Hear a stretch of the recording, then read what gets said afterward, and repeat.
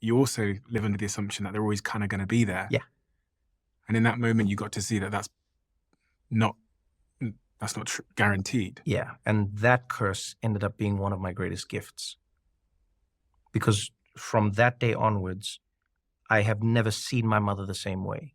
You know, I've never, like, every time I look at her, I'm grateful that she exists. Every time I hold her, I hold her like it's the last time. She even like pushes me off sometimes. Like I hug her hard, and I hug her for long. And I think this is extended to other people in my world, to be honest with you, is I'm very cognizant of the fact that this thing is ephemeral. I don't know when it'll disappear. So it has made me more appreciative of that. I don't assume, you know, I hope, and I think there's a possibility that we will meet again, you know, but as they say in Arabic, inshallah, God willing, I don't know. And it was a bit of a miracle. I was reading, because you're right. Yeah, no, it was. In movies, you hear someone get shot in Yeah. the head. You never hear that they survive a bullet to the head. Yeah. Whereas in your mother's case, she survived it by some. Yeah, that's where we have to go miracle. And that's where we still joke till this day, you know, because my mom's very religious. I grew up very religious, but very skeptical of religion or anything really.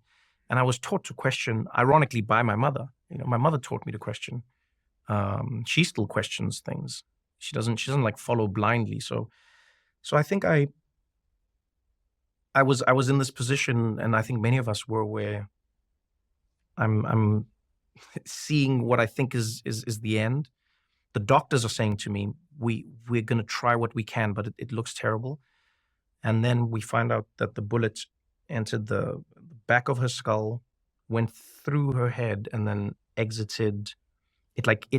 It shattered. It basically missed the bottom of the brain. Mm-hmm. You know, went past the the spinal cord all the way through, and then hit her cheekbone, which then deflected the bullet and then went out of her nose. So it like cut off a little piece of her nose, but the exit wound wasn't as bad as it could have been. And yeah, and the doctors couldn't do anything. So there was no brain surgery. There was no opening of it. It was just stopping bleeding, closing wounds, and now praying.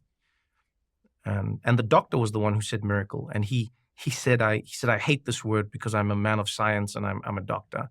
He said, but this was a miracle. He said, this shouldn't have happened like this.